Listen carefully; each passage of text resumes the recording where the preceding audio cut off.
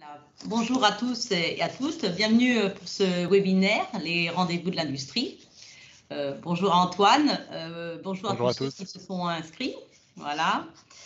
Donc je suis Annie Berthelot, directeur de l'accompagnement des entreprises à l'international et je suis aussi chargée d'affaires industrie. Donc voilà, on a prévu ce webinaire avec Antoine pour vous informer sur le marché naval en Allemagne. Un petit rappel pour le fonctionnement du webinaire.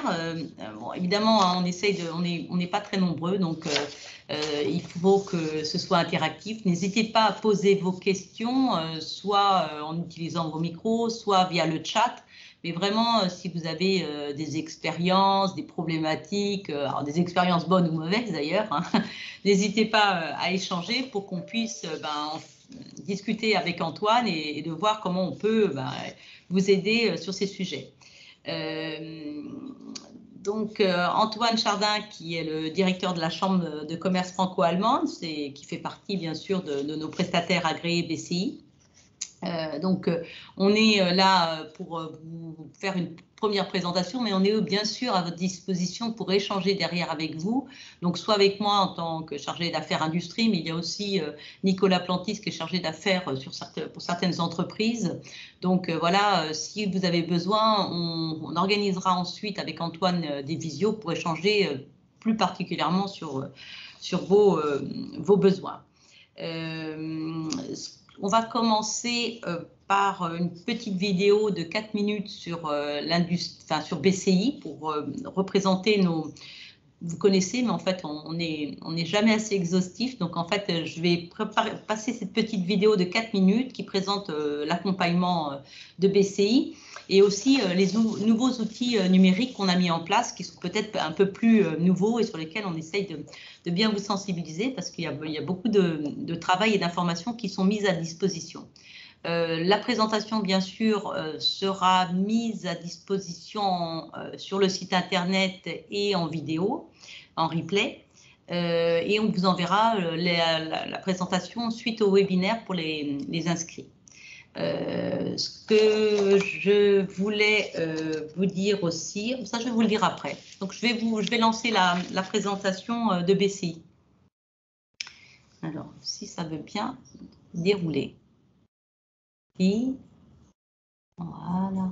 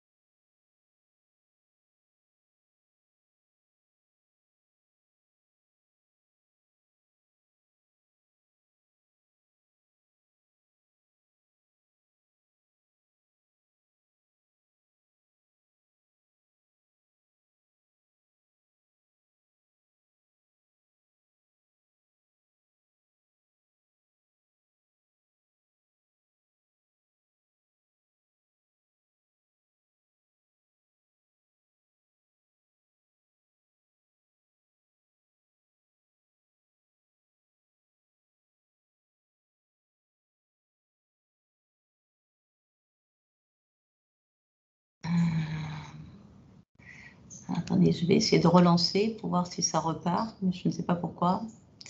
Bon, bah, écoutez, c'est pas très grave, à moins que ça reparte. On se laisse quelques minutes. C'est bon là, Annie. Ouais. Oui. Écoutez, c'est pas très grave, on va. Non, bah, je vais couper.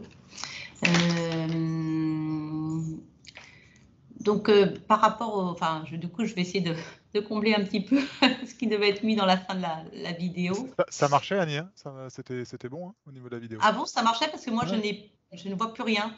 C'est bon. Pas pour moi.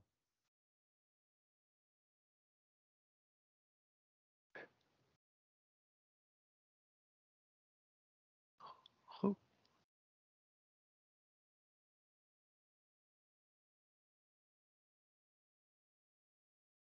Oh. Oui.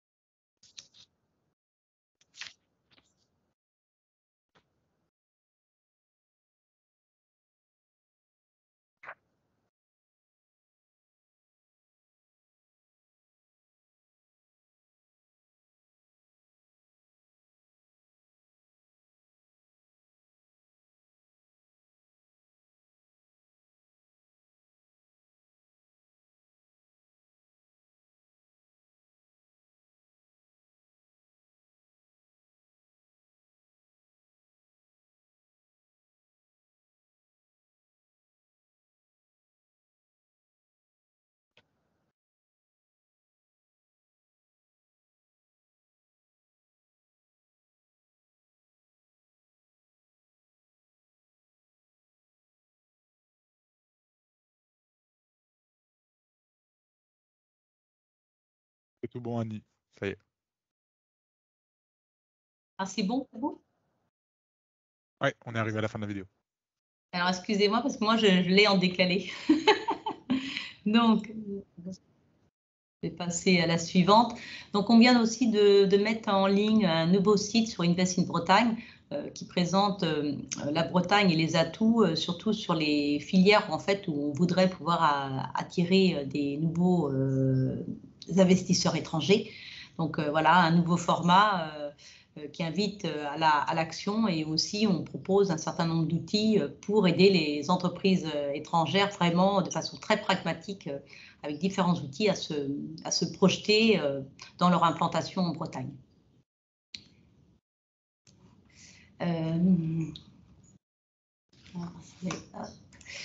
Alors, et en fait, bon, ce que je vais finir la présentation en vous rappelant qu'on a l'Open de l'International qui va avoir lieu le 4 juillet à Saint-Brieuc et cette fois-ci, on espère vraiment en présentiel. Donc, ce sera vraiment l'opportunité pour vous de faire un tour du monde hein, avec l'ensemble des prestataires étrangers qui vont être présents et avec qui auprès desquels vous pourrez solliciter des rendez-vous pour échanger sur vos projets. Il y aura aussi bien sûr des focus pays, des webinaires sur différentes thématiques. Donc évidemment, vous pouvez vous inscrire sur le site. Alors, ça va être en ligne d'ici, je pense, 1 mois et demi à peu près. Et vous pourrez constituer comme ça votre programme tout au long de la journée. On sera très heureux de vous recevoir enfin physiquement pour cette Open qui sera notre 10e Open. Donc ce sera vraiment un grand plaisir. Voilà. Donc, je vais passer maintenant la parole à Antoine qui va nous faire cette présentation du marché naval et du marché de la construction navale. Et puis surtout, il va pouvoir nous donner des conseils sur comment, de façon très opérationnelle, approcher ce marché. Et puis évidemment, on pourra toujours, bien sûr, être à votre disposition pour échanger derrière ou pendant le webinaire, bien sûr. Posez vos questions, c'est pour vous. Et n'hésitez pas de lever la main et puis on fera une petite pause pour pouvoir répondre aux questions. Voilà, à toi Antoine. Merci Je Annie. te laisse démarrer. Alors, hop, Parfait. tu as pris la main? Alors, je prends la main, tac, Parti. masque, le mode présentateur. Super.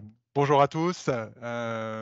Bonjour à ceux que je connais déjà et à ceux que je n'ai pas encore eu l'occasion d'échanger. Ravi d'être avec vous aujourd'hui avec BCI sur un sujet spécifique, industriel, qui est celui du naval. Juste pour recontexter un petit peu mon rôle au niveau de la Chambre de commerce française en Allemagne. Donc, je suis moi-même responsable de l'accompagnement des entreprises de la région Bretagne, directement au niveau de notre cellule conseil et stratégie. Et voilà, au niveau de la direction, puisque Annie parlait de direction tout à l'heure, la Chambre est dirigée par Fred Berner, que certains connaissent, et on est une quarantaine de personnes aujourd'hui sur l'Allemagne à accompagner des PME, principalement sur les marchés industriels. Sujet du jour, donc l'industrie navale, on va quand même balayer, et c'est un webinaire à but informatif. Bien sûr, on ne prétend pas aller sur chaque sujet spécifique que vous couvrez, mais l'idée, c'est de vous montrer ce marché naval qui est un petit peu méconnu en Allemagne, qui est pas le plus gros européen, mais qui est quand même un marché important. Et se concentrer sur la partie industrielle, puisque c'est là où, vous le savez, les Allemands ont aussi une capacité d'action au niveau des équipementiers et de la fourniture industrielle, notamment du secteur naval. Et donc, on évaluera, est-ce que ce sont aussi potentiellement pour vous des cibles de croissance à l'export. Les enjeux de la branche, on abordera quelques sujets technologiques, des investissements, des aussi plans gouvernementaux et fédéraux au niveau du soutien de la branche. Et puis concrètement, voilà, une fois qu'on a vu le potentiel, c'est bien. Souvent, l'Allemagne a un potentiel. Maintenant, c'est comment on travaille le marché. C'est pas le plus facile, hein. Beaucoup regardent l'Allemagne avec des grands yeux. Donc voilà, on vous donnera quelques recommandations d'expérience de PME qu'on a pu accompagner pour capter des premiers business et s'implanter à long terme sur le marché allemand.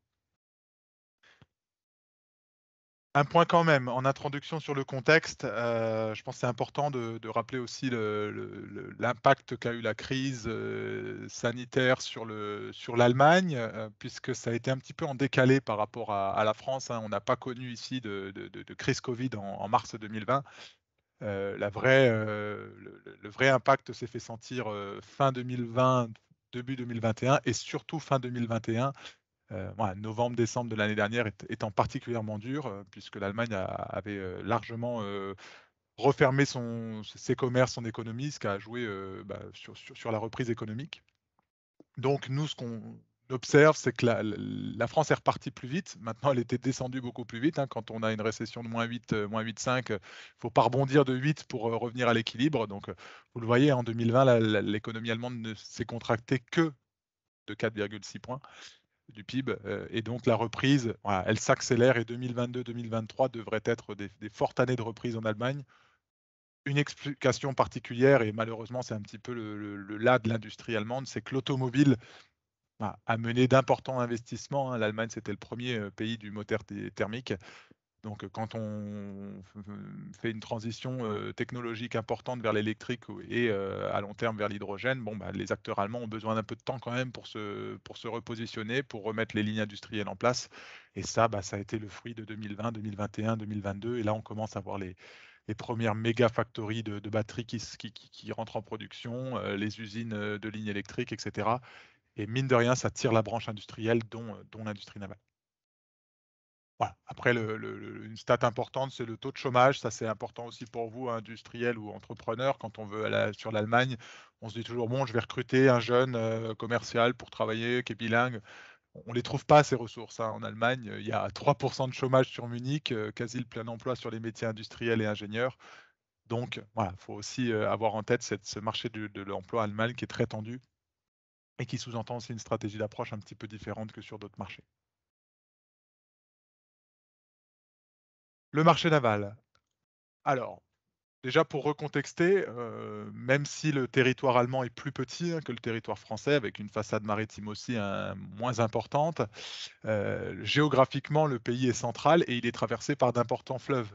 C'est important de le rappeler quand même, le Rhin, l'Elbe, le Donau, voilà, c'est plusieurs centaines de kilomètres de fleuves, ce qui a naturellement aussi tiré, là on parle de l'industrie navale, de tourisme, en tout cas le fluvial, qui est très important sur l'Allemagne. Il y a des grands lacs aussi, lac de Constance au sud principalement, voilà, plus de 500 km², Müritz, Chiemsee. Donc déjà au niveau du réseau fluvial, il y a et des lacs, bon, il y a une géographie assez importante en Allemagne. Les côtes, donc principalement on parle des côtes du nord en Allemagne, la Ostsee et la Nordsee. Ça s'étend à peu près sur plus de 1500 km. Là, on peut toujours avoir des chiffres qui diffèrent, mais c'est pour vous donner un ordre de grandeur. Donc, voilà.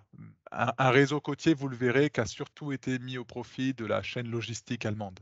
Et là, on retrouve la culture aussi du process et de la supply chain allemande. C'est-à-dire que l'Allemagne s'est organisée d'abord au niveau naval pour le flux de marchandises. Et ensuite, bien sûr, sur des sujets spécifiques, on le verra, de construction. Donc, voilà, pour vous donner un exemple de voie navigable, alors, pour moi c'est un petit peu petit, mais j'espère que vous voyez bien.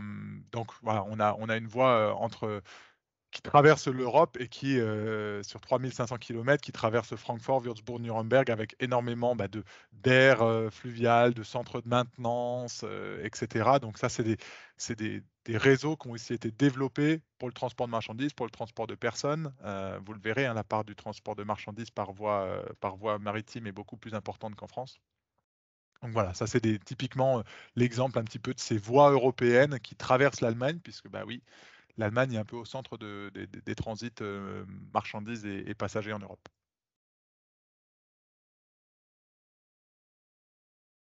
Là, je vous ai remis voilà, quelques grandes villes aussi traversées. Donc, vous avez en bas à droite, et vous le verrez mieux quand vous aurez le support, c'est un petit peu petit. Bon, sur chaque fleuve, les parts de voies navigables. Et je vous ai remis sur le transport fluvial, la part de transport marchandises en Allemagne, c'est 35% des flux sur les fleuves qui sont des flux de marchandises.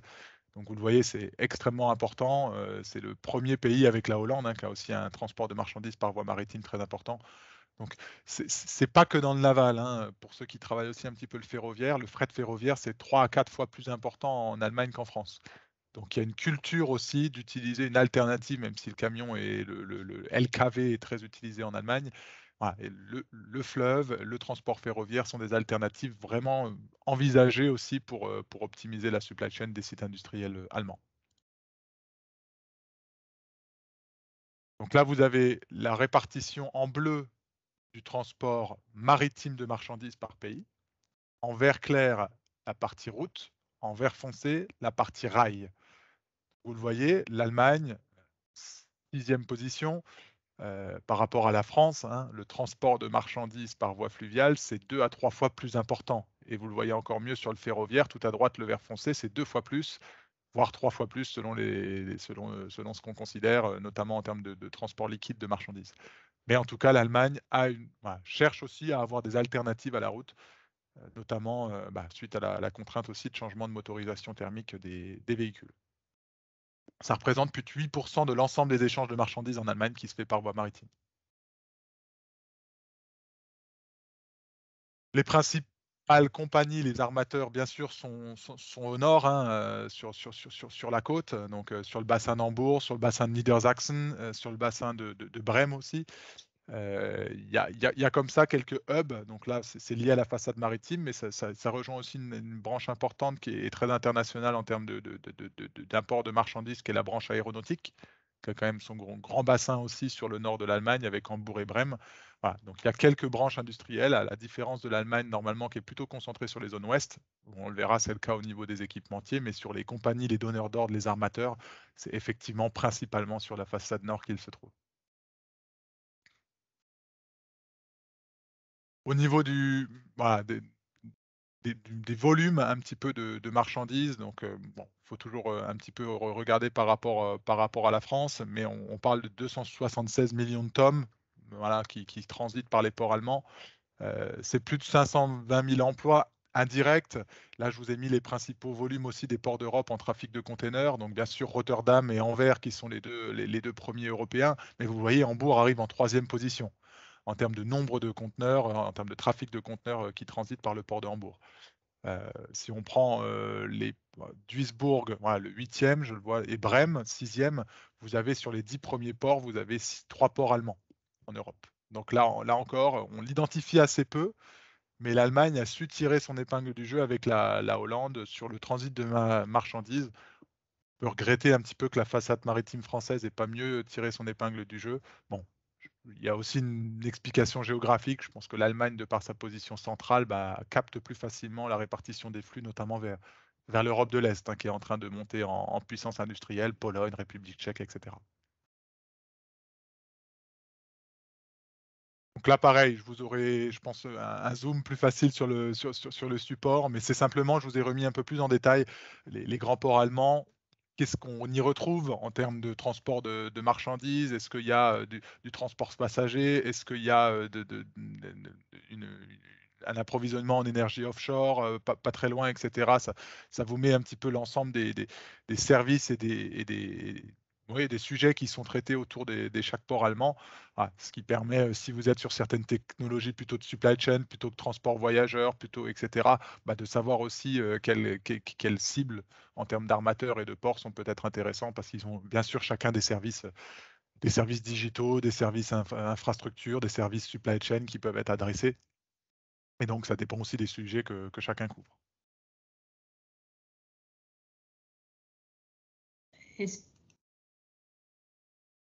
Oui, Annie, tu as ton micro de coupé, je crois. Excuse-moi, voilà, je veux juste revenir sur le slide d'avant parce que oui. je voyais qu'il y avait des activités qui étaient en particulier liées aux EMR. Oui. Voilà, donc on voit qu'il y a un certain nombre quand même qui sont des ports qui permettent de faire l'exploitation ou des mises en service. Tu as peut-être un peu plus d'infos là-dessus parce que ça peut intéresser quand même nos Bretons. Qui peuvent être en partie aussi alimentés. Alors, j'ai remis une slide sur les parties innovation, mais vous le verrez, l'enjeu énergétique, et d'autant plus avec ce qu'on vit aujourd'hui, de l'Allemagne est gigantesque. Et au niveau du Nord, il y a les giga parcs offshore qui sont en train de se construire en éolien. Et donc, certains armateurs sont aussi impliqués dans la maintenance, les flottes de maintenance aussi de ces parcs. Voilà, et donc, ils construisent des matériaux et des navires de maintenance pour les parcs éoliennes, par exemple. Donc, c'est là aussi où ils sont positionnés. Ils sont aussi alimentés en partie, certains, sur leur apport énergétique par des parcs offshore. Donc, voilà, donc, ce qui veut dire aussi infrastructure câble qui arrive au niveau du port. Voilà, tout ça, c'est la façade nord va être très dépendante et interconnectée avec effectivement les grands parcs éoliens au nord. Et on le voit d'ailleurs, la plupart sont déjà positionnés soit au niveau de la maintenance, soit au niveau de la construction de navires, au niveau de l'entretien. Donc les principales compagnies au niveau notamment du flux logistique, voilà, Hapag-Lloyd, Hamburger Hafen Logistik, TUI qui est très important, ça vous donne quelques noms qui sont potentiellement, si vous travaillez avec des équivalents français ou européens, des cibles aussi à approcher. Là, on parle surtout sur la partie logistique. Non, mais ça peut être effectivement intéressant parce qu'on a des gens qui travaillent sur les propulsions décarbonées et donc en fait, effectivement, il y a des... La personne se reconnaîtra. Bien sûr. Alors, je ne pouvais pas tout approfondir chaque sujet, donc je vous ai simplement mis une slide parce qu'on pourrait faire une présentation totale sur le Wassertourismus, donc qui est comment on traduirait? Oui, le tourisme nautique, mais qui ne comprend pas que le bateau à voile ou à moteur, qui comprend aussi, ils mettent dedans le surf, le canoë, le kayak, etc. Donc, l'ensemble de la branche loisirs autour de l'eau. Mais qui est très importante en Allemagne. On a nous-mêmes accompagné pas mal d'acteurs français qui se sont implantés sur le marché, sur la partie plaisance. C'est une industrie qui fait un peu plus de 4 milliards de chiffre d'affaires. On l'a vu, de nombreux fleuves, 30 000 km de voies navigables, ce qui n'est pas anodin. Et il y a plus de 3 000 aires de stationnement et ports intra-fleuves en Allemagne. Donc là aussi, en termes de maintenance, en termes d'équipement, je vous donne des exemples de sujets qu'on a accompagnés, des applications pour gérer les parcs, voilà, où en est la maintenance de mon bateau, etc. Où est-ce qu'il est, quand est-ce qu'il faut faire la révision. Bon, tout ça, c'est bien sûr des loueurs, des acteurs qui sont positionnés sur le marché en Allemagne qui peuvent être aussi d'intéressants relais. 450 000 citoyens allemands possèdent un bateau à voile, 300 000 possèdent un bateau à moteur, donc voilà, ce qui fait aussi un certain volume. L'Allemagne, c'est plus de 83 millions d'habitants, donc voilà, ça reflète aussi une demande assez importante. Là, pareil, on ne voit pas très bien les données, mais c'est une flèche, je vous ai mis les flèches vertes parce que la tendance est croissante, c'est-à-dire en termes d'utilisation, c'est des sondages qui sont sur la pratique. Alors, il y avait le surf qui était inclus dedans, mais quand même, augmentation de la pratique de la voile pour les citoyens allemands, quasi fois 1,5 en 4 ans. Voilà, je pense que et la crise sanitaire n'y est pas pour rien. On observe un besoin aussi de retour à des sujets nature. Et bon, le tourisme autour de l'eau est important et avait été particulièrement impacté en 2020. Donc là, on sent aussi une reprise importante du secteur. Les croisières, alors ça, c'est un sujet important en Allemagne. L'Allemagne, c'est le pays de construction des bateaux de croisière. On le verra, hein, ils se sont positionnés comme experts sur le sujet, qui a été tiré par une consommation intérieure, hein, puisque il y a énormément d'Allemands qui font des croisières, voilà, notamment sur les grands fleuves et les grandes traversées atlantiques. Après les USA, c'est le deuxième marché en termes de chiffre d'affaires, donc qui a été extrêmement impacté et violemment, hein. Pour le coup, il ne faut pas mâcher les mots, avec le Covid. Il y a même eu un redressement d'un ou deux acteurs en Allemagne de construction, hein, qui étaient avec des niveaux de dette trop importants. Mais voilà, vous le voyez sur les chiffres 2022, 2023, 2024, bon, ouais, il va falloir 2-3 ans pour revenir au niveau, mais c'était un secteur qui était en belle croissance depuis 2015. Donc je vous voyais, hein, 2018-2019 était en évolution positive. Maintenant, il faut retrouver les niveaux d'avant-crise, mais c'est un secteur sur lequel l'Allemagne s'est positionnée comme spécialiste, aussi bien sur la construction que sur la gestion de tours de croisière.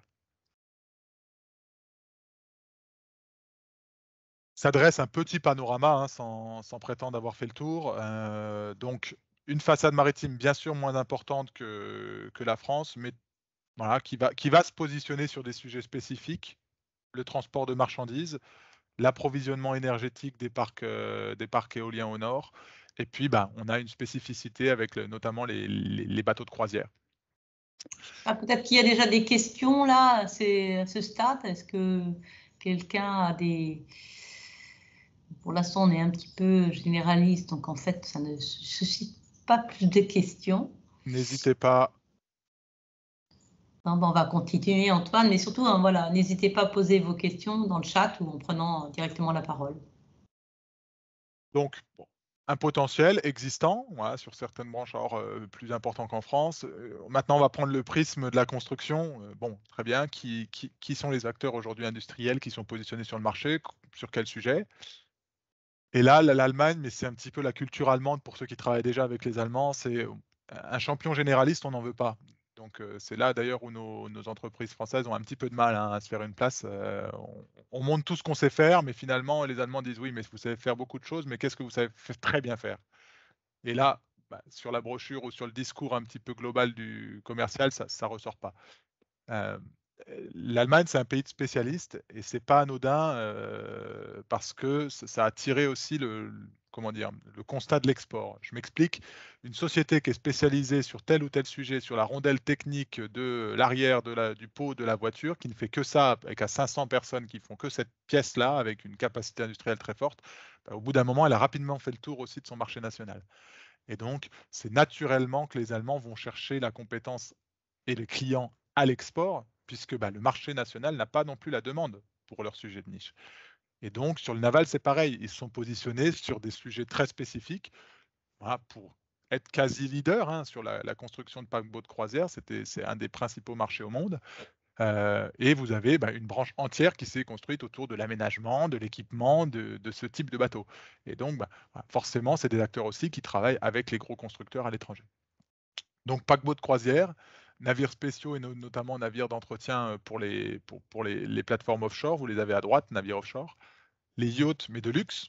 la partie vraiment très haut de gamme, il y a quelques beaux acteurs en Allemagne, et puis la partie, malheureusement, on se le souhaiterait un petit peu moins, mais bon, voilà, la défense navale, qui est un sujet pas anodin, plus anodin, hein. Vous avez tous entendu parler, et j'y reviendrai, du positionnement de l'Allemagne sur sa défense, hein, récemment, avec plus de 100 milliards qui sont débloqués pour la défense allemande, et puis une augmentation au-delà des 2% du PIB sur le budget de la défense, qui est quand même, au niveau de l'économie allemande, pas anodin.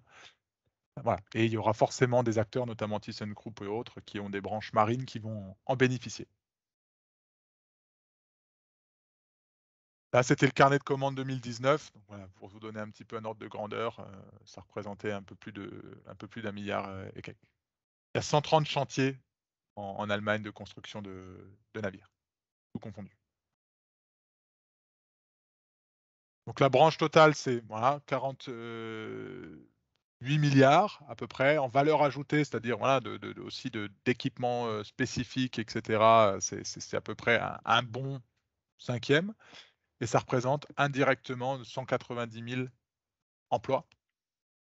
Donc tout compris, hein, vous le voyez, construction, équipementier, installation éolienne et offshore, j'y reviendrai, prestataire de services, ingénierie bien sûr, port, et puis aquaculture qui est un peu plus marginal.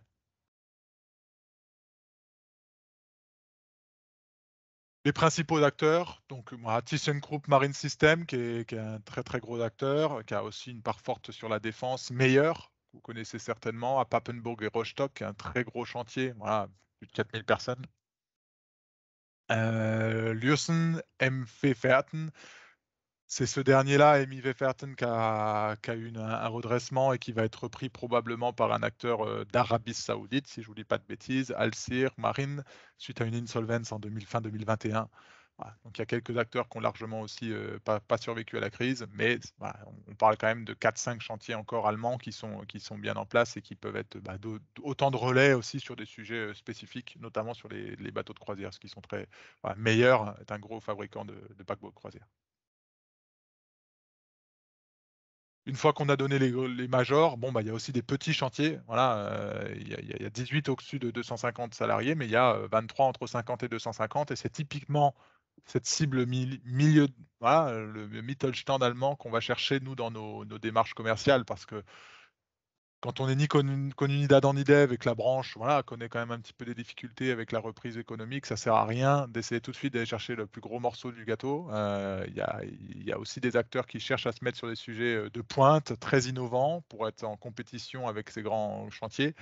Et donc, c'est aussi souvent en termes de positionnement prix et techno, là où nos entreprises françaises ont le plus à proposer. Alors que les gros chantiers cherchent de l'amortissement, de la rentabilité, une efficacité aussi dans le positionnement prix. Bon, là où nos acteurs français ne sont pas toujours les mieux placés par rapport à des équipementiers ou des sous-traitants d'Europe de l'Est, par exemple.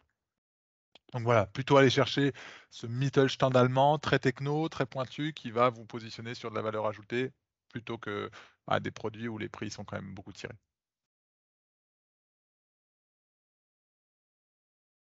Une fois de plus, la répartition en construction, bateaux de croisière, navires de croisière, donc en jaune, vous le voyez, 2020, c'est plus de 60% des constructions qui concernent les bateaux de croisière. Donc vous avez vu aussi la progression très importante depuis 2008. Les yachts en bleu, et puis les autres, donc navires de pêche, etc., maintenance en gris clair. Ça sous-entend qu'il faut aussi peut-être identifier chez vous, dans votre offre, parce que ce n'est pas forcément le cas en France d'avoir des gros acteurs de construction de navires de croisière, d'identifier des sujets sur lesquels il faudrait peut-être aussi travailler une documentation spécifique, puisque vous avez quand même 60% du business de construction qui concerne ce type de bateau. Réfléchir aussi vos applications à avoir un discours qui tend vers l'application finale de la croisière.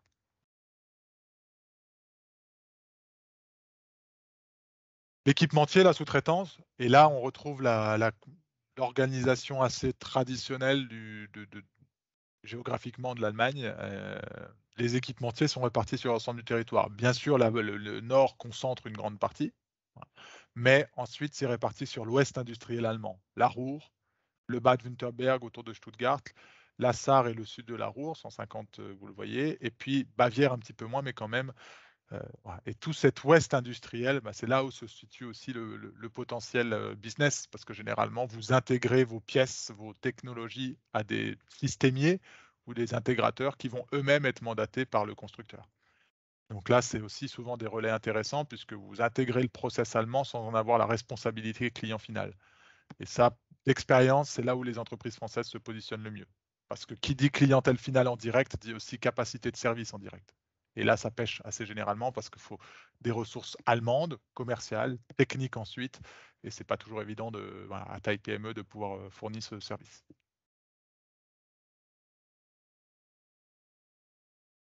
La marine, bon, 16 000 en termes d'effectifs au niveau de la marine allemande. La principale division, c'est ThyssenKrupp Marine Systems, voilà, qui va profiter des relances d'investissement sur le budget de la défense, au niveau des frégates, au niveau des sous-marins, au niveau des corvettes. Voilà, il y a des vrais sujets de construction et d'amélioration de la flotte allemande pour la certaine légitimité européenne aussi. Voilà, et indépendance stratégique. Donc là, il y aura des sujets. C'est un sujet, nous, qu'on a rarement approché. C'est assez politique, c'est assez. Voilà, bien sûr, il y a des accords qui ne sont pas évidents quand on est un acteur étranger pour se positionner. Maintenant, voilà, une fois de plus, aller en rang 2, rang 3 avec les systémiers qui eux-mêmes prennent la responsabilité, étant allemands, de remporter les contrats auprès de l'armée allemande. C'est plus facile que d'essayer d'aller en direct parce que là, il y a un côté, et c'est normal, un petit peu de protection aussi des intérêts allemands, donc on travaille principalement avec des acteurs allemands en rang 1.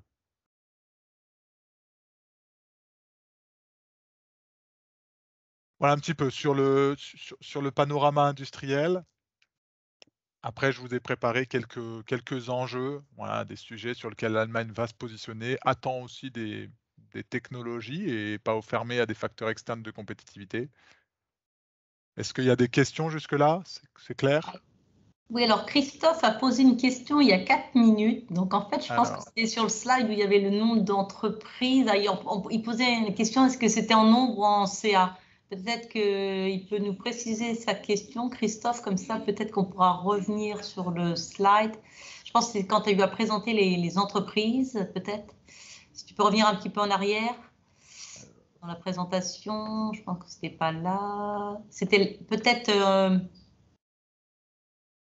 là, sur les yachts, je ne sais pas, Christophe. Oui, voilà. Si c'est là, c'est Auftragbestand, c'est le carnet de commande. La répartition du carnet de commande par type de navire. Donc plus de 60% en 2020 du carnet de commande concernait les navires de croisière. Donc c'est en nombre quand même. En nombre. En volume, en volume, en milliards, en volume, pas en nombre de contrats, mais en volume. En volume de en volume de commande, en milliards de dollars. C'est bien du chiffre d'affaires, parce qu'effectivement, là, du coup, c'est vrai que les bateaux de croisière, effectivement, ça chiffre tout de suite. Forcément, effectivement. C'est moins des gros volumes. Mais c'est peut-être quelques unités par rapport aux autres qui sont, voilà. Exact. Bonne remarque. OK. Est-ce qu'il y a d'autres questions sur cette partie-là? Là, on va passer après plus sur les aspects sources d'information. Il y aura peut-être des questions plus précises sur ces aspects-là. OK. Oui, disons que là, bon, on ne se prétend pas vous donner toutes les pistes. Une fois de plus, chaque sujet est spécifique. Maintenant, il y a des tendances. Il y a eu un agenda maritime avec comme objectif 2025 de relancer la branche, qui avait été lancé avant Covid, qui a été revalorisé avec des réinvestissements de l'État allemand. En décembre 2021, pardon, 3/12/2021, il y a une faute. Ils ont validé un programme de financement supplémentaire de 70 millions d'euros. Voilà, pour la compétitivité des chantiers allemands. Donc il y a un objectif, et notamment au niveau des structures offshore, voilà, des pièces je vous les ai mis, les composants et systèmes pour la navigation vers les parcs offshore. Vous le verrez, je crois qu'on ne réalise pas bien en France pas le gigaparc que va être le parc éolien offshore allemand, mais c'est assez impressionnant. Et il y a un vrai enjeu aujourd'hui de l'Allemagne de rénover, de maintenir en état ce parc et d'y accéder. Donc une flotte aussi importante. L'hydrogène, oui, ce sera un sujet qui est déjà en test, un petit peu comme d'ailleurs sur la façade bretonne, hein. On a aussi des acteurs qui se positionnent sur ces nouveaux types de propulsion. Il y a beaucoup d'initiatives qui sont lancées. Je vous invite à aller sur le site de E4Ships. Vous le voyez, hein, qui regroupe Ballard, DLR, qui est la marine allemande, etc. Donc des initiatives aussi des majors pour proposer des solutions alternatives en termes de propulsion. Il y a déjà des... Et là, je trouve que c'est assez... ça représente bien le test allemand. On ne le teste pas sur un navire particulier ou passager, on le teste sur un navire pousseur technique. Voilà, donc une fois de plus, on va d'abord trouver les applications industrielles, pratiques, techniques. Et là, ce bateau vert, c'est un navire pousseur dans les canaux pour dégager les voies, pour organiser un petit peu les flux, les marchandises, etc. Et c'est le premier Electra qui a été lancé. Et là, il tourne aujourd'hui sur la zone de Berlin avant d'en lancer plusieurs exemplaires. Un autre exemple, Freudenberg, le chantier avec l'Ursun qui développe un système hétérogène pour les méga-yachts. Voilà, qui a confirmé le partenariat, les développements, etc. Donc il y a des vraies initiatives sur le sujet. Il faut creuser, il faut aller un petit peu se renseigner, mais en tout cas être visible. Je pense participer au colloque en Allemagne pour, si vous avez des solutions sur ces technologies, vous positionner et en tout cas être identifié comme un acteur qui peut peut-être participer à la réflexion technologique. L'accès et la maintenance de ces gigaparks, donc vous le voyez, hein, si on prend une échelle, vous voyez que le petit carré orange, c'est pas petit quand on prend un petit peu le nombre de kilomètres carrés par rapport à la surface du nord de l'Allemagne. Il y a d'énormes projets. L'Allemagne est sortie radicalement de son parc nucléaire. Je pense qu'elle s'en mord un petit peu les doigts aujourd'hui. Et donc là, mais c'était pas anodin. Hein, ils sont pas heureux d'avoir relancé les centrales à charbon pour quelques années. L'explication, c'est que le mix allemand, c'est quasi 50% et plus d'énergie renouvelable aujourd'hui. Donc c'est quand même assez impressionnant. Et leur objectif, c'était demain d'être le leader européen, voire mondial de ces technologies. Ils ont Siemens Gamesa, qui est un fabricant allemand. Ils ont créé une branche industrielle derrière de fabrication de ces énergies renouvelables. Et donc, c'était logique d'avoir une période de transition dans laquelle ils sont actuellement. Mais l'enjeu pour eux, c'est d'être parfaitement autonome d'un point de vue renouvelable. C'est 20, 30, 40 prochaines années. Et un gros enjeu concerne ces gigaparks offshore. On est nous-mêmes en contact avec les exploitants pour des projets notamment de maintenance de câbles, hein, un acteur français. Et on voit bien que l'enjeu, il est majeur. Pour votre information, les groupes français sont très bien positionnés sur ce domaine, c'est-à-dire les groupes, les sous-branches d'EDF, de Vinci, Omexom, les Eiffage, les gros groupes TP, infra français sont bien positionnés et donc emmènent aussi parfois les sous-traitants français. Donc là, si c'est un sujet aussi que vous travaillez un petit peu en dehors du naval, mais en tout cas sur ces infrastructures énergétiques et notamment offshore, c'est pas inintéressant de rapidement se positionner parce que c'est en train de se consolider, de se structurer. Oui, alors effectivement, hein, on a toute une filière EMR, Antoine, donc ça vaudra peut-être le coup qu'on en rediscute et peut-être faire quelque chose de plus approfondi sur cette filière-là. Là, vous avez l'exemple du bateau du Wallaby Boats, qui est un catamaran à suspension, qui a été développé avec le chantier naval Hitzler. La construction est lancée et c'est typiquement un navire qui va avoir pour rôle de transporter les techniciens sur les structures offshore. Voilà. Donc là, typiquement, c'est des applications sur ce parc. Ensuite, là, c'est un peu plus général, mais d'autres pistes de croissance, je voulais quand même vous remettre le plan de relance allemand parce qu'il a été 2 à 3 fois plus important que celui français. En même temps, ils pouvaient mettre la main à la poche puisque leurs finances publiques étaient positives en Allemagne. C'était en excédent budgétaire public, donc ce qui leur a permis aussi de largement soutenir l'économie pendant la crise. Et vous le voyez, il y a des sujets importants. Donc, en bleu, c'est tout ce qui concerne la mobilité. La dernière ligne du bleu clair, c'est réduction des émissions. Donc d'où le hydrogène, d'où l'électrique, d'où des sujets un petit peu de propulsion alternative. et la construction navale est clairement citée aussi dans le plan de relance. Et après, bien sûr, tout ce qui touche à la digitalisation, là c'est important. Si vous êtes positionné sur ces sujets, l'Allemagne est en demande. Donc il y a des vrais enjeux, notamment avec qu'annonce la fédération Bitkom sur voilà, l'enjeu de digitaliser les processus et notamment les processus de la supply chain, navale, ferroviaire, automobile, etc.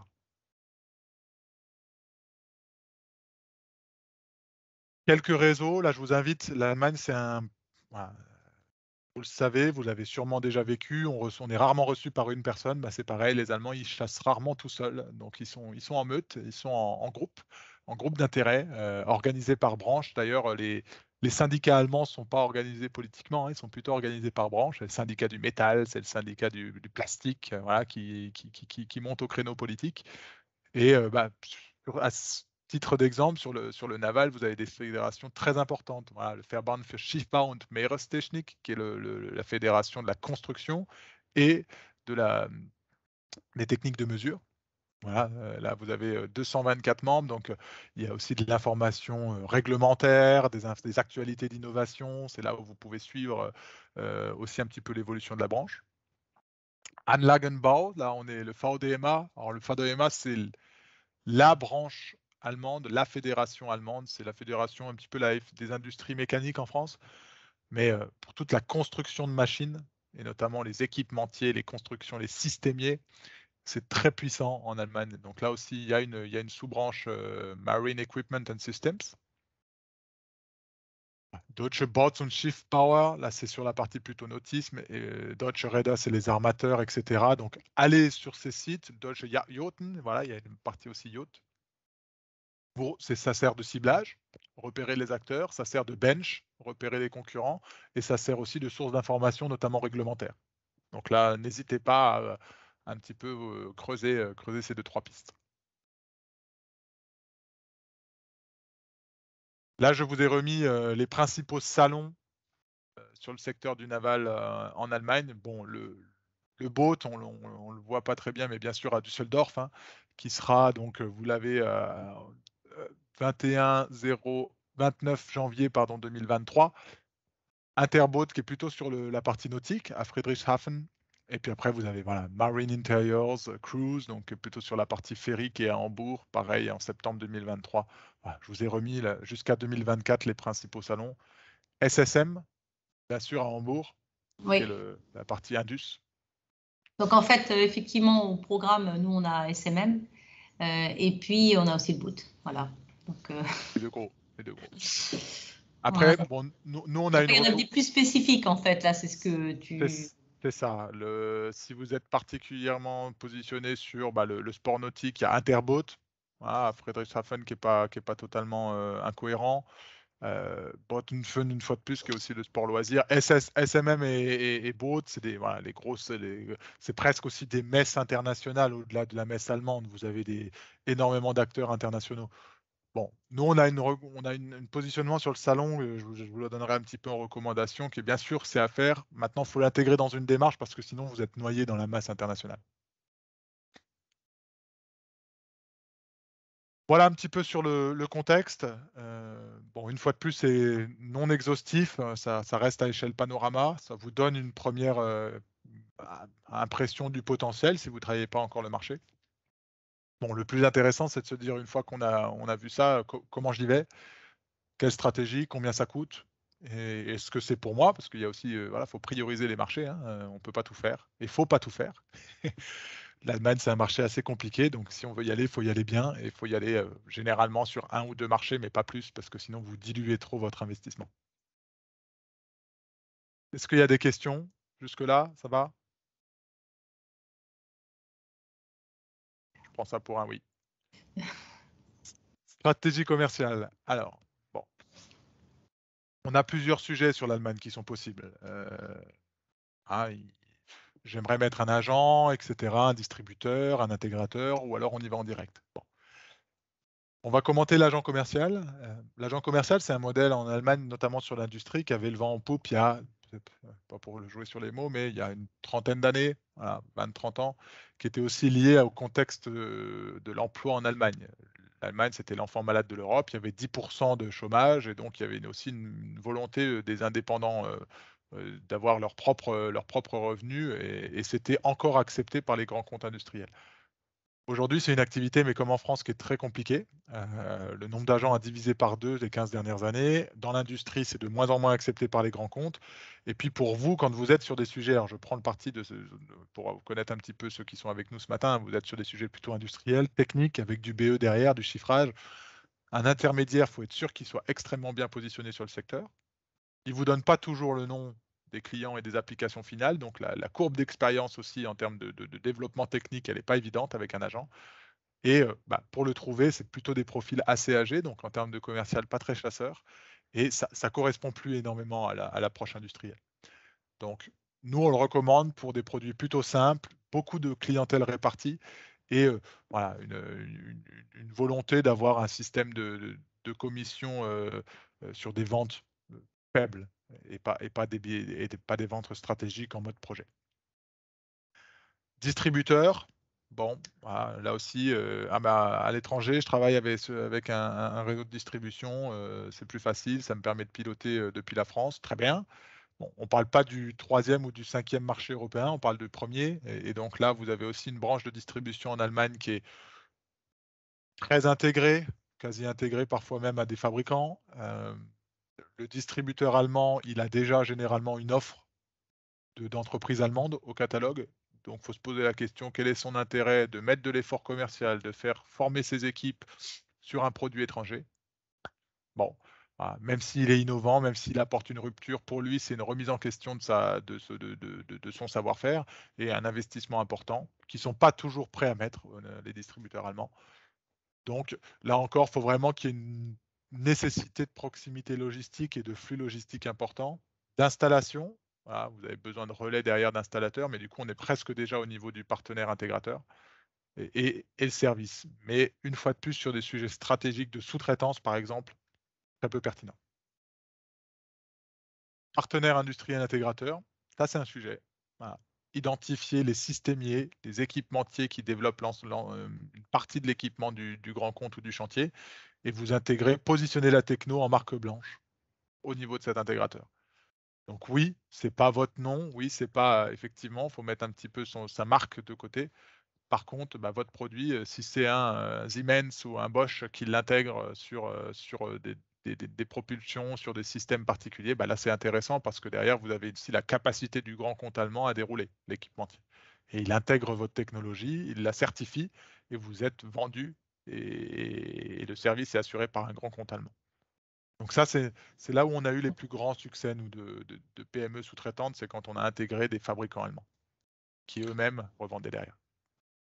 Antoine, une petite question. Quand tu penses partenaire industriel, intégrateur, c'est obligatoirement en marque blanche? Est-ce que ça peut être aussi un intégrateur qui a besoin de rentrer une brique et qui peut accepter que les produits soient vendus sous la marque de l'entreprise, allemande ou française, mais qui va jouer le rôle en fait de chef de projet par rapport à un grand donneur d'ordre et qui a besoin de briques et de façon assez récurrente pour qu'effectivement il y ait un flux d'affaires qui se mette en route.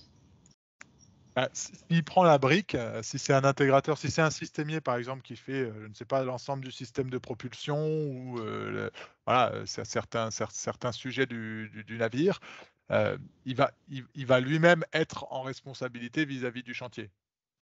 Donc le chantier ne va pas vouloir avoir et un interlocuteur sur la partie système motorisation et l'interlocuteur qui fait telle pièce du système de motorisation. Donc bien sûr, vous vendez en direct à l'équipementier sous votre marque. Voilà, je suis Dupont SA, je vends ma pièce et ma série technique à l'équipementier, mais derrière l'équipementier intègre votre pièce et vend l'ensemble du système au chantier. Et là, vous disparaissez en termes de communication. Enfin, c'est la responsabilité de l'équipementier. Mais en direct de l'équipementier, bien sûr, là, vous êtes en direct, en approche de votre solution. Ok. Donc, bon, l'approche directe, pourquoi pas, à ce moment-là, privilégier, c'est-à-dire travailler en direct les clients finaux. Si votre clientèle finale, c'est l'équipementier, bah, vous êtes quasi entre le partenaire et l'intégrateur. Voilà, vous approchez des intégrateurs. Donc là, bien sûr, il faut les approcher en direct, il faut les travailler en direct. J'y reviendrai en allemand. Si vos clients finaux, c'est des chantiers, là, il faut se poser la question, est-ce que je vais attaquer les top 5 ? La part et la probabilité d'avoir une ouverture, alors que c'est des chantiers qui ont été pas mal bouleversés aussi en termes de dette et de rentabilité, je privilégierais, moi, à ce moment-là, des moyens comptes, les comptes qu'on a vus tout à l'heure, entre 50 et 250 personnes, parce que vous avez une accessibilité des décideurs beaucoup plus simple. Hein. C'est généralement des dirigeants ou des industriels qui viennent de ces grands chantiers, donc qui cherchent aussi à se positionner avec des alternatives, souvent plus haut de gamme, souvent plus qualitatifs en termes de produits. Et donc c'est là où vous avez une chance, vous, avec quand même le positionnement français qui est assez haut de gamme, d'avoir une percée. C'est pas avec de la pièce standard que vous arriverez à rentrer sur le marché allemand. Donc là, si c'est du direct vers les utilisateurs clients finaux chantier, plutôt privilégier le moyen compte que les cathédrales. Les connaissances marché, ça en fait partie, ce qu'on fait aujourd'hui. Voilà, vous informer, aller sur les salons à titre informatif. Est-ce qu'il faut exposer? Pas sûr. Mais au moins déjà, si vous démarrez sur le marché, allez en visiteur. Est-ce qu'il faut creuser les fédérations? Oui. Voilà, toute source d'information pour vous, notamment au niveau des barrières réglementaires. Si vous avez des sujets qui sont liés à une réglementation, là, il faut faire une étude un peu plus poussée. Voilà, interroger les fédés, interroger les organismes de certification allemande. Est-ce qu'il y a une contrainte, une barrière réglementaire à l'entrée?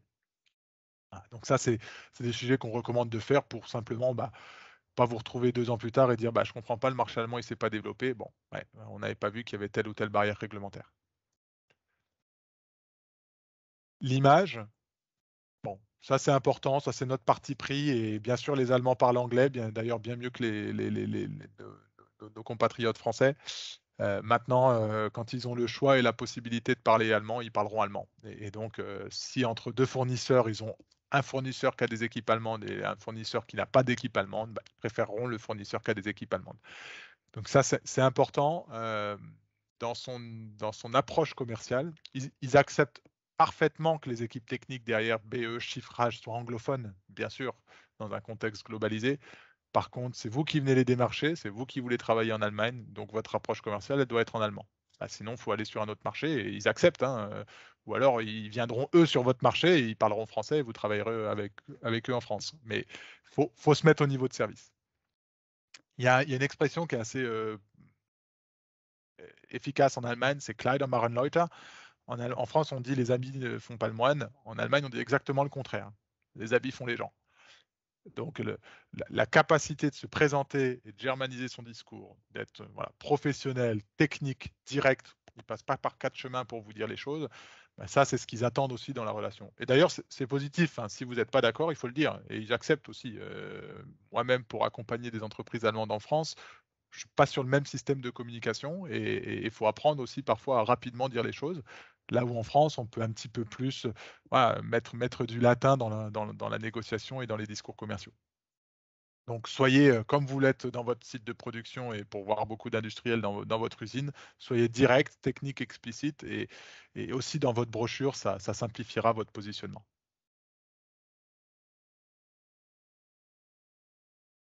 Ensuite, c'est cibler vos entreprises. Donc, travailler son ciblage. Et ça, c'est pas anodin parce qu'on peut se dire, je prends le top 10 et puis j'y vais. Non, on l'a vu. Évitez peut-être les cathédrales. Il y a une base de données que je vous recommande, dont je parle juste après, qui est Verliefert-Was, WLW.de, qui est une plateforme B2B. Les salons AUMA.de, c'est une plateforme qui regroupe tous les salons allemands. Donc là, vous tapez un mot-clé, une branche, et vous avez l'ensemble des salons qui ressort en Allemagne. Et sur les réseaux sociaux, on parle de LinkedIn bien sûr, mais Xing, Crossing, qui est la grande alternative et qui est un réseau principalement sur la zone d'art, Allemagne, Autriche, Suisse, alémanique. Et tous ces outils doivent vous permettre d'identifier vos interlocuteurs et vos cibles en privilégiant, en tout cas nous c'est ce qu'on recommande, une approche pas forcément cathédrale. Bon, ensuite, on reprend un peu du cliché, mais qui est du cliché qui a fait aussi la réussite du modèle industriel allemand. Donc, On met en avant pas voilà, tout ce qu'on sait faire, pas du vocabulaire un petit peu abstrait. Moi, j'ai reçu pas plus tard que la semaine dernière une brochure allemande. Il n'y a quasi pas de mots sur la société. C'est tout de suite la matière, les tailles, les diamètres de pièces, les applications et les clients. Voilà, et les certificats ISO. Bon. Mais j'ai pas très bien compris qui était la société, quelle taille ils faisaient. Par contre, je sais exactement ce qu'ils font. Et ça, c'est voilà, garder cette image aussi de la démonstration. Si vous êtes, parce que généralement, le naval ne suffit pas, vous n'êtes pas que sur le naval, vous êtes aussi peut-être sur de l'auto, ou sur du ferro, ou sur de la machine spé, du process agro, etc. Posez-vous la question, est-ce qu'un chantier naval a un intérêt de savoir que vous travaillez pour un fabricant de machines agroalimentaires? Bon. On a, nous, par exemple, pour des sociétés, travaillé des brochures secto. On a fait des 4-5 pages que naval, que auto, que aéro, par exemple. Ce qui permettait de s'afficher comme un spécialiste du marché naval avec telle ou telle référence. Vous n'avez pas besoin d'en avoir 20. Hein. Si vous avez 3-4 applicatifs, des photos de pièces, des photos de chantier, des plans 3D, si tous les visuels de démonstration qui montrent que vous avez déjà travaillé sur des applications navales, bah ça permet de rassurer l'Allemand. Il aime rarement tester en premier la solution. Par contre, si vous arrivez à le convaincre, derrière, il peut y avoir une certaine fiabilité. Ça, c'est important. Je pense que la relation avec des Allemands est assez saine. On a beaucoup de PME qui ont eu des clients historiques et qui se retrouvent 10 ans après toujours avec ce client historique parce que tant qu'il n'y a pas de problème, il n'y a pas de remise en question. On ne vient pas non plus vous challenger tous les 4 matins avec des nouveaux entrants. Par contre, voilà, pour sortir un fournisseur actuel, il faut vraiment démontrer que vous êtes bien meilleur. Ça, c'est la plateforme Verlif Advas, voilà, qui n'est pas forcément très connue en France. Ils ont racheté Europage, hein, le fonds derrière, qui s'appelle maintenant l'ensemble Visable. Et en Allemagne, Verlif Advas, c'est plus de 590 000 fournisseurs. Je vous ai mis vous verrez, hein, en zoomant, quelques liens sur des catégories de Anlagen pour donc les infrastructures, notamment portuaires. Vous avez vraiment différents acteurs d'ingénierie, de sous-traitants qui ressortent, des fabricants de machines, etc. Allez regarder, le site est aussi en français, c'est pas inintéressant de voir s'il y a des catégories qui peuvent être pertinentes. Nous, ce qu'on recommande, c'est de s'y mettre avec une adresse allemande. Il y a 90% de sociétés qui sont avec des adresses allemandes. Vous pouvez faire un filtre, donc un grand compte allemand ou un acheteur qui cherche une solution va d'abord filtrer en Allemagne. Si vous n'avez pas de coordonnées, bon, vous ne ressortez pas. Pas obligé d'avoir une filiale, hein. Une simple adresse commerciale virtuelle, ça suffit et ça vous affiche comme un acteur allemand. Bon, alternative à tout ça, je fais du travail de ciblage, de la prospection, je mets en place une structure légère, etc. C'est bien sûr, si vous avez la capacité, c'est la croissance externe. Ça, c'est pas anodin. On n'est pas obligé de racheter un acteur de 20 millions en Allemagne. Des petits sites industriels de 3, 4, 5 millions, ça peut suffire. Vous avez les équipes, vous avez la clientèle et vous avez le service local. Le marché allemand est en forte restructuration. Hein. Il y a une génération de papy-boom qui arrive à la retraite et qui va avoir une vraie problématique de transmission. On a beaucoup d'entreprises familiales, donc une notion aussi d'intérêt de la transmission. C'est pas juste faire un chèque, c'est s'assurer que l'histoire industrielle, elle continue pour les collaborateurs derrière. Et là, les Français sont bien positionnés. Voilà, on a quand même une certaine fiabilité, et ce qui fait qu'on a, nous, des beaux succès d'industries qui reprennent des petits sites en Allemagne. Et c'est généralement si on a la capacité, le plus efficace pour s'implanter sur le marché allemand.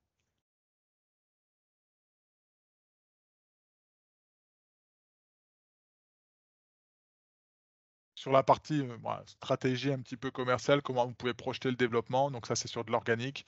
Préparation, développement, référencement, SEO, SIA, vers les VAS, un petit peu de commercial. 2-3 ans d'investissement pour arriver à des premiers chiffres d'affaires où on commence à monter en puissance, et on ne va pas avoir 200 000 € la première année, sauf si vous tombez au bon moment avec le bon chantier ou le bon acteur. Faut quand même se dire que c'est un marché qui prend du temps. Par contre, une fois que c'est mis en place, vous accélérez, vous transformez votre commercial externe ou des dispositifs externes avec un recrutement local, une filiale. Vous transformez l'antenne en filiale. Et là, vous avez aussi beaucoup d'outils financiers qui vous accompagnent. BPI France, les régions. Voilà, il ne faut pas hésiter. L'Allemagne n'a pas tous ces dispositifs parce qu'ils ont une fiscalité plus avantageuse. Donc, si on ne les utilise pas en France, on est doublement perdant. Et donc, consolidation, c'est là où vous accélérez et généralement, on monte aussi les équipes techniques. Bon, résultat, vous mettez 6 à 7 ans en croissance organique. Bien sûr, l'alternative, c'est la croissance externe. Et là, vous mettez 1 an et demi, 2 ans avec une implantation directe où vous arrivez au bout de 6-7 ans en organique. Nous, dans tout ça, pour ceux qui ne nous connaissent pas, bon, la Chambre de commerce française en Allemagne, c'est une structure qui a un peu plus de 40 ans. Hein. On est aujourd'hui 42 collaborateurs et on accompagne des PME françaises qui s'implantent sur le marché. Notre cœur de métier, c'est l'implantation, soit par croissance organique, soit par croissance externe. Donc, on crée des filiales. Voilà, on est particulièrement, je ne vous cache pas, sollicité depuis la crise, hein, qui a recentré les préoccupations des PME, des ETI et donc des groupes, où on prend l'inverse des groupes, des ETI et donc des PME sur le marché allemand. Hein. On a fait 25 filiales GmbH l'année dernière, donc ce qui est notre record aussi de création. Et on sent une vraie volonté de resserrer les affaires industrielles françaises et allemandes. On recrute, voilà, on a un cabinet de recrutement intégré pour recruter votre technico-commercial. On prête des ressources, et ça, j'y viens juste après. Et on a une équipe croissance externe, donc on ne fait pas les mandats du CAC, hein, ils n'ont pas besoin de nous là-dessus. Par contre, les PME, à taille PME, reprendre un petit site de 2-3 millions, d'une dizaine, quinzaine, vingtaine de collaborateurs, ça, c'est typiquement des mandats qu'on mène. Juste un mot sur le temps partagé. Voilà, ça, c'est une solution aussi qui permet de coupler approche directe technique allemande sans avoir les contraintes du recrutement. C'est-à-dire qu'on a nous-mêmes fait le choix en alternative au modèle agent, hein, c'était un choix stratégique il y a plus de 20 ans de notre part, on a recruté nos équipes technico-commerciales, nos profils d'ingénieurs commerciaux, et on les met à disposition des entreprises pour approcher une trentaine, quarantaine d'industriels. Et ça, ça vous permet aussi d'avoir, on ne fait pas d'études de marché dans l'industrie, c'est compliqué. Donc nous, cette étude de marché, elle est faite par des profils techniques en allemand, sur le terrain. On prend votre identité, hein, on monte une antenne commerciale légère. Et voilà, on a 3 équipes industrielles, une un peu plus orientée plasturgie composite, une très mécanique sous-traitance et une un peu plus process bien d'équipement. Voilà, à votre disposition si vous souhaitez creuser le sujet. Quelques références. Je vous invite à aller sur notre site, on a tout refondu en 2022. On a un site, un blog, tout ce qu'il faut aussi pour vous donner de l'information, c'est pas anodin. On a un blog avec 2 articles par mois qui sort sur les investissements de l'Allemagne, etc. Donc là aussi, se développer en Allemagne, je vous invite à vous renseigner dessus. Et voilà pour le premier panorama de cette branche navale. J'espère que c'était clair. N'hésitez pas, si vous avez des questions. J'ai mis effectivement dans le chat, on attend vos questions. Sinon, c'est que c'était clair et ça me va. Bon, Non, bien mais sûr, on est à votre disposition, hein, s'il faut creuser des on projets. comprend bien que c'est quand même un marché qu'il faut travailler en profondeur, en amont. Il faut quand même avoir déjà enfin, ça se prépare, quoi. Il faut vraiment aller voir la concurrence, ce qui se passe, comprendre, aller sur des salons pour pouvoir vraiment être prêt, parce qu'effectivement, c'est un marché exigeant. Après, Voilà, il faut se poser la question aussi des salons, parce qu'un salon, c'est voilà, plusieurs milliers d'euros. Les visiteurs, au moins déjà. Voilà, c'est ça. Pour En sentir la visiteur, c'est ça. température, pour Exact. échanger avec les professionnels. Exact. Voilà. Regardez les brochures. Exact. Exact. Pas de questions? Est-ce que vous avez des questions? Bon, on a une merci à vous pour votre commentaire. Merci. On est à votre disposition. Hein. Je sais d'expérience qu'on n'a pas toujours envie d'aborder ces projets individuels en groupe. Donc voilà, n'hésitez pas à nous solliciter pour ne serait-ce que challenger un petit peu votre stratégie. Voilà, les points de blocage, je suis à votre disposition sans engagement, bien sûr. Ok, très bien. On pourra, oui, vous aurez la présentation. Effectivement, à la suite du webinaire, on va vous envoyer les slides, la présentation, et vous aurez aussi la possibilité de revoir le webinaire sur notre site internet. Donc voilà. Merci Camille. Merci Antoine, merci à tous. Merci, ben, très bien. Donc on aura encore l'occasion, je pense, d'échanger. Antoine, tu seras parmi nous à l'Open, j'imagine. Tout à fait. Je serai là 2 jours. Voilà, je serai aussi un petit peu dans la région en amont et en aval, donc il y a pas de souci, à votre disposition, et puis on pourra se rencontrer avec plaisir en direct.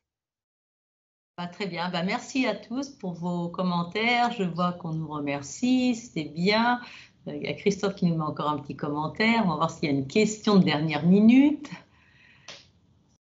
Merci. Bon. Alors, attends, Christophe écrit.